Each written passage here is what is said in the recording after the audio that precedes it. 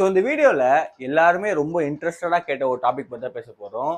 எஃப்ஐஎஸ்னா யாரு, டிஏஎஸ்னா யாரு? நீங்கள் ஷேர் மார்க்கெட்டை பற்றி எடுத்துக்கிட்டீங்க அப்படின்னா இந்த ரெண்டு டாபிக் இல்லாமல் அன்னைக்கு அந்த நியூஸே முடியாது, சரிங்களா? அதாவது ஷேர் மேலே போகுது அப்படின்னா எஃப்ஐஎஸ் பற்றி பேசுவாங்க, கீழே போகுது அப்படின்னா டிஏஎஸ் பற்றி பேசுவாங்க. அப்படி இவங்க ரெண்டு பேர் யாரு, இவங்க எப்படி மார்க்கெட்டை வந்து கண்ட்ரோல் பண்ணுறாங்க, அது மட்டும் இல்லாமல் இவங்கள மார்க்கெட்டில் வேல்ஸ், அதாவது நீலத்திமிங்கலம் அப்படின்னு சொல்லுவாங்க.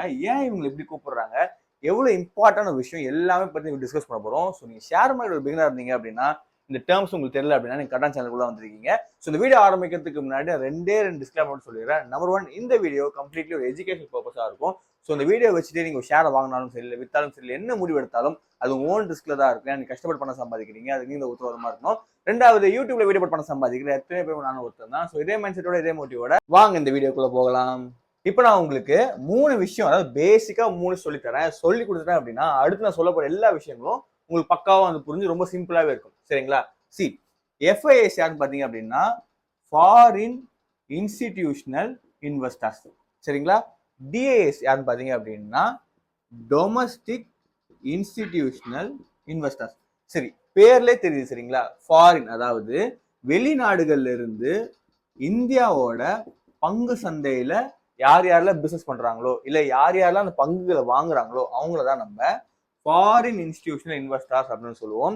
ரெண்டாவது, இந்தியாவுக்குள்ள இருந்தே இந்தியாவோட பங்குகளை வாங்குறவங்க வந்துட்டு நம்ம டொமஸ்டிக் இன்ஸ்டிடியூஷனல் இன்வெஸ்டர்ஸ் அப்படின்னு சொல்லுவோம். ரொம்ப சிம்பிள்.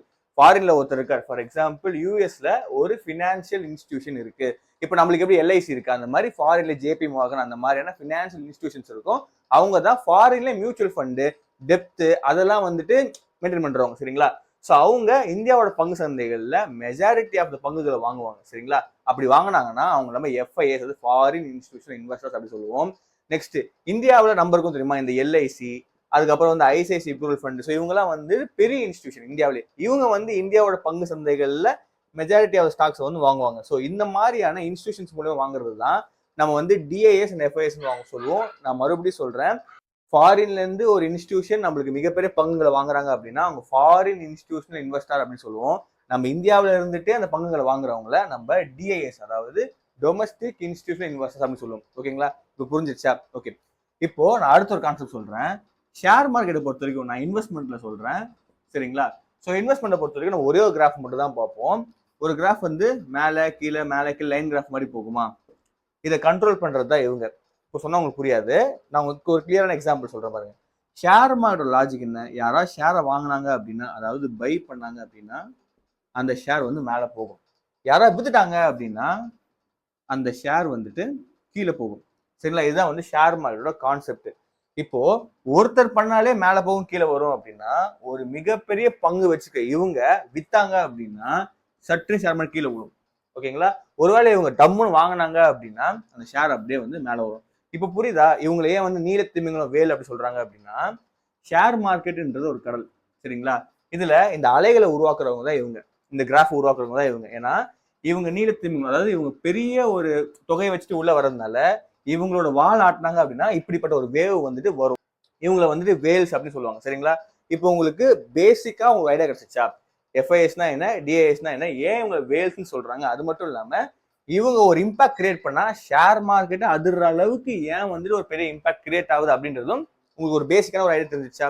அது போதும், சரிங்களா? இப்போ நான் உங்களுக்கு இன்னும் கொஞ்சம் டெப்தா கொண்டு போறேன், அப்போ உங்களுக்கு பக்காவா எல்லாம் புரிஞ்சிடும், சரிங்களா? இப்போ ஷேர் மார்க்கெட்டை பொறுத்த வரைக்கும் இவங்க ரெண்டு பேரு எப்படி இயங்குறாங்க அப்படின்றத தெரிஞ்சது, அப்படி எப்படி ஒர்க் ஆகிறாங்க அப்படின்றத நான் சொல்லிடுறேன். ஃபாரின் இன்ஸ்டிடியூஷனல் இன்வெஸ்டர்ஸ், சரி, இந்த மாதிரி இன்ஸ்டிடியூஷன்ஸ் எதுக்கு இந்தியா மாதிரியான பங்கு சந்தைக்குள்ள ஷேர் மார்க்கெட்டுக்குள்ள கால வைக்கிறாங்க? இதுக்கு ஒரே ஒரு ரீசன் தான். இங்க இருந்து வர எல்லா இன்வெஸ்டர்ஸ், அதாவது எல்லா இன்ஸ்டிடியூஷனுமே maximum US and China and யூரோப்பை பேஸ் பண்ண கண்ட்ரிஸாக தான் இருக்கும். ஏன்னா இவங்களோட கரன்சியை விட நம்மளோட கரன்சி மோஸ்ட் ப்ராபபிளி கம்மி. நீங்க யூஎஸ் மட்டுமே எடுத்துக்கோங்களேன். இப்போ நான் வந்து கரெக்டாக பார்க்கல, 80+ வந்து போயிட்டு இருக்கு. அதாவது $1 நம்மளோட இந்த சந்தை மதிப்புக்கு 80 ரூபாய்க்கு மேலே போயிட்டு இருக்கு. அப்போ அவங்களுக்கு நம்மளோட ஸ்டாக்ஸ் எவ்வளவு சீப்னு நினைச்சுக்கோங்க, ஓகேங்களா? ஸோ என்ன பண்ணுவாங்க அப்படின்னா ஒரு குவாலிட்டியாகவும் ஒரு நல்ல குவான்டிட்டியாகவும் கிடைக்கிறதுனால, அதாவது கம்மி பிரைஸுக்கு நிறைய ஒரு குவாலிட்டி ஸ்டாக்கும் நிறைய ஸ்டாக்ஸும் கிடைக்கிறதுனால அவங்க உள்ள வராங்க, சரிங்களா? ஸோ இவங்க வர்றதுனால இப்போ அந்நிய செலவாளி வந்து இந்தியாக்குள்ள வருது. ஸோ இந்த எஃப்ஐஎஸ் இருக்காங்க தெரியுமா, இவங்க தான் நம்ம ஷேர் மார்க்கெட்ல அந்நிய செலவாளி எடுத்துன்னு வர ஒரு மெஜாரிட்டியான ஒரு மீடியம் சரிங்களா. ஸோ அப்படி பணத்தை இறக்கிறதுனால ஷேர் மார்க்கெட்டோட கிராஃப் சல்லுன்னு வந்து மேலே போகும் சரிங்களா. எப்பவுமே இந்தியாவுக்கு ஷேர் மார்க்கெட்ல அதிகபட்சமா அந்நிய செலவாளி வந்துச்சு அப்படின்னா ஷேர் மார்க்கெட் சூப்பரா இருக்கும். அதுதான் நம்ம வந்துட்டு புல் மார்க்கெட் சொல்லுவோம் ஓகேங்களா. புல் மார்க்கெட் நிறைய ரீசன்ஸ் இருக்கு. அதுல ஒன்று முக்கியமான ரீசன் வந்துட்டு எஃப்ஐஎஸ் தான். இவங்க தான் நம்ம இந்தியா மார்க்கெட் ஒரு ட்ரஸ்ட்ல இருக்கிறதுக்கான ஒரு முக்கியமான ரீசன் ஓகேங்களா. சரி, இப்போ உங்களுக்கு டவுட் வரும், சரி அப்போ எஃப்ஐஎஸ் வந்து டாப்ல போறதுக்கான காரணம், அப்போ டிஐஎஸ் யார் அப்படின்னு பாத்தீங்கன்னா, இந்த டிஐஎஸ் வந்துட்டு ஒரு சந்தர்ப்பவாதிங்க சரிங்களா. ஸோ இவங்களும் நம்ம இந்தியாவுக்குள்ள இருக்க இன்ஸ்டியூஷன், அதாவது ஐசிசி பூரோவா இருக்கட்டும், ஒரு எல்ஐசி, நான் எக்ஸாம்பிள் தான் சொல்றேன். ஸோ இவங்கெல்லாம் என்ன பண்ணுவாங்க அப்படின்னா, நல்லா ஸ்ட்ராங்கா இருக்க ஷேர் இவங்கள மாதிரி வாங்குவாங்க, ஏற்றி விடுவாங்க சரிங்களா. ஆனா இவங்க இதுல கான்சென்ட்ரேட் பண்றதை விட இவங்க விற்கிற ஸ்டாக்கை இவங்க வாங்குறதா வந்து அதிகமான கான்சென்ட்ரேட் பண்ணுவாங்க. இப்போ டிஏஎஸோட அந்த இன்ஸ்டிடியூஷன்ஸ் சரிங்களா, இந்த இன்ஸ்டிடியூஷன்ஸோட பிரதான பங்கு எதுல இருக்கும்? மியூச்சுவல் ஃபண்ட்ல இருக்கும், இன்னொன்று டெப்ட்ல இருக்கும். இதுதான் வந்துட்டு மேக்சிமம் பாண்ட்ஸ் தான் வந்து மேக்சிமம் இருக்கும். அதுல இது ரெண்டு தான் வந்து அவங்களுக்கு ரொம்ப முக்கியமான ஒரு மூலப்பொருளா இருக்கும். சரி, இப்போ மியூச்சுவல் ஃபண்ட்ல என்ஏவின்னு ஒரு வேல்யூ இருக்கு சரிங்களா. அதாவது ஒரு மொத்த ஷேர்ஸ், அதாவது நிறைய ஷேர்ஸோட பங்குகளை தான் நம்ம வந்துட்டு ஒரு மியூச்சுவல் ஃபண்ட் அப்படி சொல்லுவோம். மியூச்சுவல் ஃபண்ட் சொல்லிட்டு வீடியோ போட்டிருக்கேன், அதை பார்த்து வந்துருக்கேன். தெரியாதவங்க ஷார்ட்டா சொல்லிடுறேன். மியூச்சுவல் ஃபண்டுன்றது ஒரு குரூப் ஆஃப் ஸ்டாக், அதாவது நீங்க கொடுக்குற 500 ரூபாவை 10 ஸ்டாக்ல பிரிச்சு போட்டு உங்களுக்கு ரிட்டர்ன் தரதா மியூச்சுவல் ஃபண்ட் சரிங்களா. இப்போ இது எவ்வளவுக்கு எவ்வளவு சீப்பா கிடைக்குதோ அவ்வளோக்கு அவ்வளோ இது வாங்கும் போது தான் நம்மள மாதிரி ஆளுங்க உள்ள வரும்போது லாபம் கிடைக்கும். சொன்னா புரியல, சொல்றேன் பாருங்க. ஃபார் எக்ஸாம்பிள், இப்போ ஒரு மியூச்சுவல் ஃபண்டோட விலை 100 ரூபான்னு வச்சுக்கோங்க. இதுக்கு நம்ம 10 டிவிஷன் ஸ்டாக்கா கிடைக்குது சரிங்களா. இப்போ இதோட 100 ரூபாய், நாளைக்கே இதோட விலை வந்து 500 ரூபாய் வந்து வச்சுக்கோங்களேன். இப்போதான் நம்மள மாதிரி ஆளுங்க சுதாரிச்சு உள்ள வருவாங்க. அதுக்கு முன்னாடி கணிச்சு இவங்க விற்கிறத இவங்க வாங்கி வச்சுப்பாங்க. நான் இன்னும் டெப்தா சொல்றேன். இப்போ எஃப்ஐஎஸ் வந்துட்டு இந்தியன் ஷேர் மார்க்கெட் தேராது அப்படி முடிவு பண்ணிட்டாங்க அப்படின்னா மொத்தத்துக்கு டொம்முன்னு விற்பாங்க. அது யார் வாங்குவாங்க அப்படின்னா டிஏஎஸ் வந்து வாங்கி வச்சுப்பாங்க. அதனாலதான் இவங்க வித்தாங்க அப்படின்னா மார்க்கெட்டே அதிரும் சரிங்களா.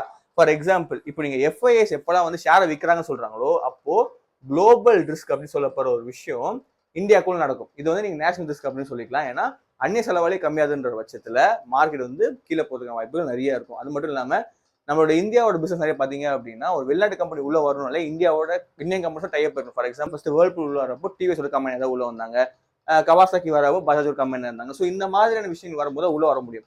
ஸோ அதுவே நடக்காத பட்சத்துல வர்த்தகம் வந்து ரொம்ப கம்மியா நடக்கும் சரிங்களா.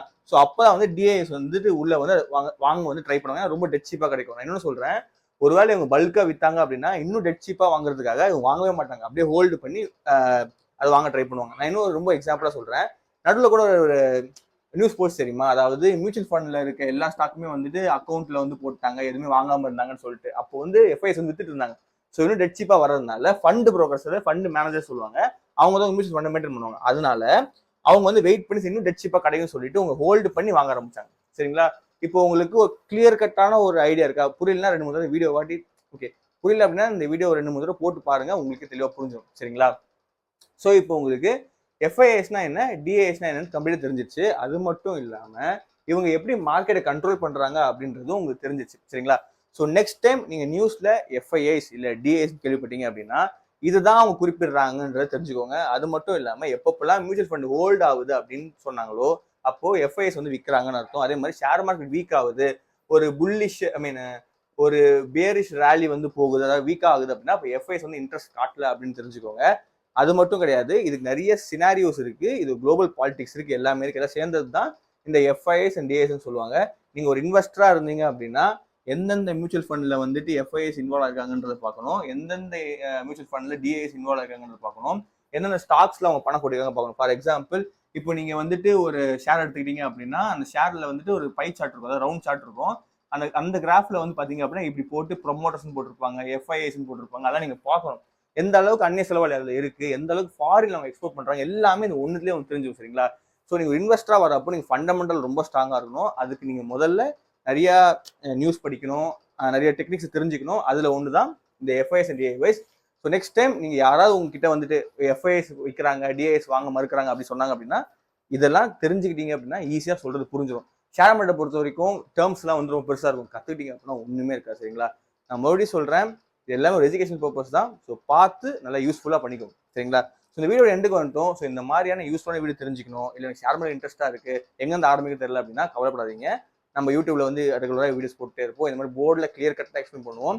ஸோ எனக்கு தெரிஞ்சு தமிழில் போர்டில் போட்டு ஓரளவுக்கு நான் மற்றவங்க பார்க்கல கிளியராக எக்ஸ்பிளைன் பண்ணுற என் சேனல் நான் நம்புகிறேன். ஸோ ஃபாலோ பண்ணி வச்சுக்கோங்க, பயங்கர யூஸ்ஃபுல்லாக இருக்கும். ஸோ இந்த மாதிரி இன்ட்ரெஸ்டான கண்டென்ட்டோட மீட் நெக்ஸ்ட் வீடியோ. பை பாய்.